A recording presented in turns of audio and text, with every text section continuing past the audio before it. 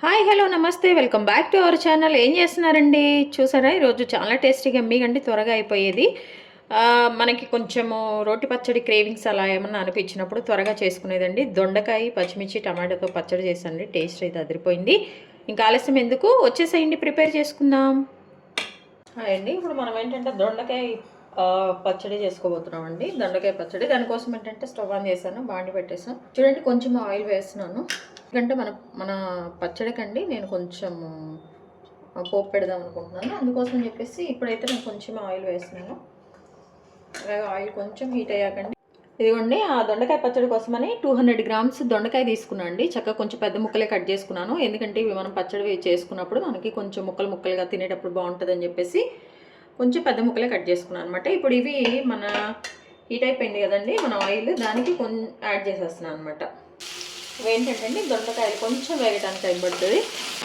అలాగే ఈ దొండకాయ చట్నీ కంటే ఒక 100 గ్రామ్స్ పచ్చిమిర్చి కూడా తీసుకుంటున్నాను నేను. చూడండి చక్కగా వేగుతున్నాయి. అవి వేగుతున్నప్పుడు అసలు ఆ స్మెల్ అది భలే ఉందండి మంచిగా. ఇది ఇప్పుడు నేను ముందుగా కట్ చేసి పెట్టుకున్న 100 గ్రామ్స్ పచ్చిమిర్చి కూడా వేసేస్తున్నానండి.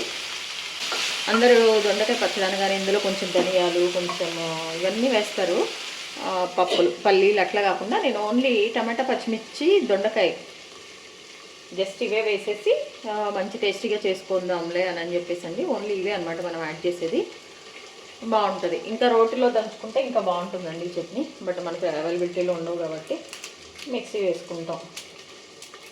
చూద్దాండి ఇవి వేగే వరకు మనకు 15 to 20 మినిట్స్ టైం పడుతుందండి. అండ్ దట్ టు 10 మినిట్స్ తర్వాత మనం టమాటా కూడా యాడ్ చేయాలన్నమాట. చూడండి మధ్య మధ్యలో మనం ఇలా ఒకసారి మిక్స్ చేసుకుంటూ ఉండాలండి. మిక్స్ చేసుకొని బాగా సిమ్లో పెట్టేసాం అనుకోండి చక్కగా మగ్గిపోతాయి అనమాట. అదే హైలో పెట్టేసుకుంటే మాడిపోతాయి. అందుకే నేను సిమ్లో పెట్టేసాను అనమాట. పూర్తిగా సిమ్లో పెట్టేసాను. 2 పెద్ద సైజు టమాటాస్ అండి, ఇలా పీసెస్ కట్ చేసుకున్నాను. ఇవి కూడా యాడ్ చేస్తున్నాను అనమాట.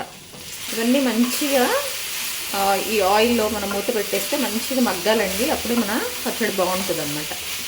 చూడండి మిడిల్ మనం కలుపుకోవాలని చెప్పాలి కదండి చక్కగా, లేదంటే మాడిపోతుంది అనమాట. మాడిపోతే బాగుండదు. ఇట్లా చూసారా దొండకాయ పచ్చిమిర్చి అయితే ఆల్మోస్ట్ ఇవి 70% కుక్ అయిపోయినాయి. ఇంకా టమాటాస్ అయితే అవ్వలేదండి, ఇంకా టైం పడుతుంది. ఇదిగోండి ఒక 10 మినిట్స్ టు 15 మినిట్స్లో మనం తీసిన తర్వాత అండి ఇలా ఉంది. అయితే ఈ టైంలో మీరు ఒకవేళ మీకు జీలకర్ర కావాలంటే యాడ్ చేసుకోండి. చట్నీకి కొంచెం కొన్ని చట్నీలకి జీలకర్ర వేస్తే ఆ టేస్ట్ బాగుంటుంది అనమాట. అందుకని చెప్పేసి ఈ టైంలో మీకు కావాలంటే ఒక టేబుల్ స్పూన్ జీలకర్ర అలా యాడ్ చేసేసుకోండి.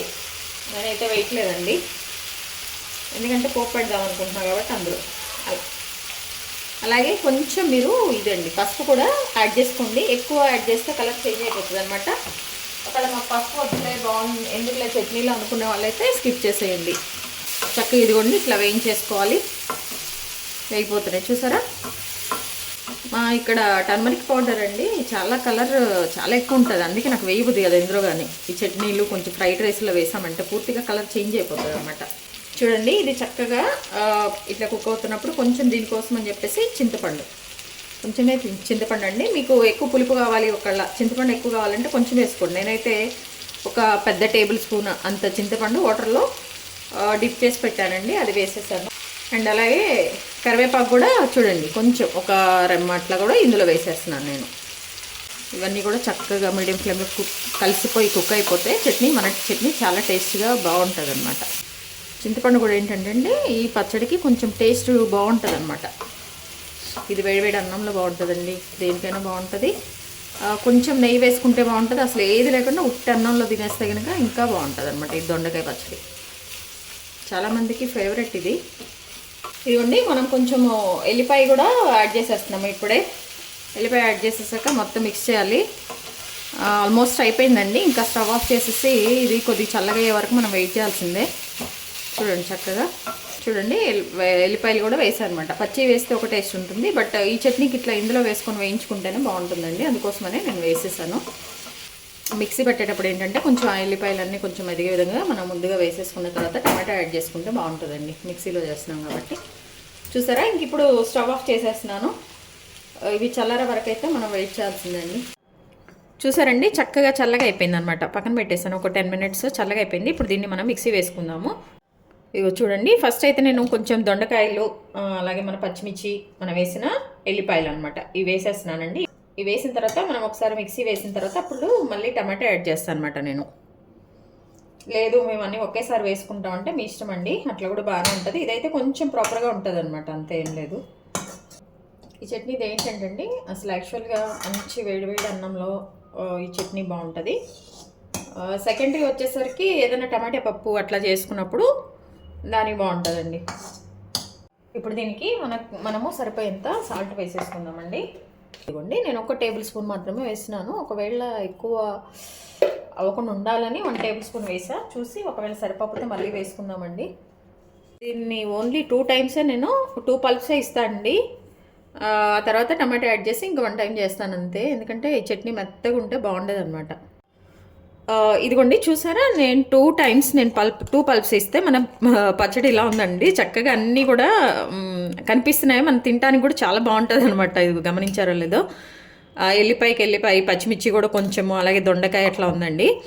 సో ఇప్పుడు ఏంటంటే ఈ టమాటాస్ నేను యాడ్ చేసేసి మళ్ళీ నేను మిక్సీ వేస్తాను అనమాట. అప్పుడు మంచిగా మనకు కావాల్సిన కన్సిస్టెన్సీ అనొచ్చా, కావాల్సినట్లుగా మన చట్నీ మనకి వచ్చేస్తుంది అనమాట. చూడండి చక్కగా కలర్ఫుల్గా భలే ఉంది కదా. ఒకసారి దీన్ని పైకి కిందకి మిక్స్ చేద్దామండి జార్లో, ఎందుకంటే టమాటాలు కూడా మంచిగా మిక్స్ అయిపోతాయి అనమాట. చూసారా, ఇదిగో పచ్చిమిర్చి ఇట్లా, ఆహా, కొంచెం అన్నం పెట్టేసుకొని నెయ్యి వేసుకొని తిన్నామంటే అండి అదిరిపోతుంది మన పచ్చడి. సో నేను ఇప్పుడు మిక్సీ వేసుకొని వచ్చాక మీకు చూపిస్తాను. ఇదిగోండి చక్కగా చూసారా, టమాటా వేసాక కూడా నేను 2 సార్లే తిప్పానమాట మిక్సీ. ఇదిగోండి ఇట్లా. ఇప్పుడు దీనికి పోపు పెట్టేద్దామండి, ఇంక మన చట్నీ అయిపోయినట్టే. ఉప్పు ఒకసారి చెక్ చేసుకోవాలండి. ఉప్పు సరిపోతే పర్లేదు, సరిపోకపోతే మీరు కొంచెం యాడ్ చేసేసుకోండి. వేరే బౌల్లోకి నేనైతే చట్నీని ట్రాన్స్ఫర్ చేశానండి. చక్కగా ఇదిగోండి కనిపిస్తుంది కదా, టమాటాలు, పచ్చిమిర్చి, దొండకాయలు అన్నీ కనిపిస్తున్నాయి మనకి ముక్కలుగా. సో దీనికి ఏంటంటే మనం ఇప్పుడు పోపు పెట్టేద్దామండి. ఇవ్వండి, ఇంక ఇట్లా చక్కగా మనము పోపు పెట్టేసుకోవడమే. ఒకసారి మంచిగా మిక్స్ చేసుకోవాలండి. ఇంతే అండి, మన దొండకాయ పచ్చడి రెడీ అయిపోయిందండి. మంచిగా ఇలా ట్రై చేసుకోండి. చక్కగా వేడి అన్నంతో తినేస్తే అప్పుడప్పుడు మనకేంటంటే కొంచెం రోటి పచ్చడి క్రేవింగ్స్ వస్తూ ఉంటాయి. అలాంటప్పుడు ఇది బాగుంటుందండి, నోటికి కొంచెం పుల్లగా బాగుంటుంది అనమాట. చూసారా, మన చట్నీ రెడీ అయిపోయిందండి.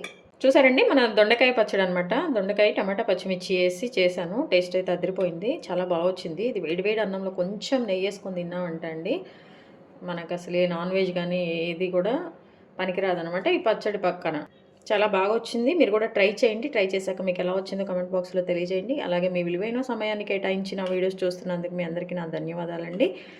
మీకు నచ్చినట్లయితే like, share, subscribe please check చేసుకోండి. సబ్స్క్రైబ్ అయ్యారో లేదో అండి. చూడటం అయితే వ్యూస్ చూస్తున్నారు కానీ సబ్స్క్రిప్షన్ అనేది అవ్వట్లేదండి. ఒకసారి చెక్ చేసుకోండి ప్లీజ్. సబ్స్క్రైబ్ చేసుకోండి.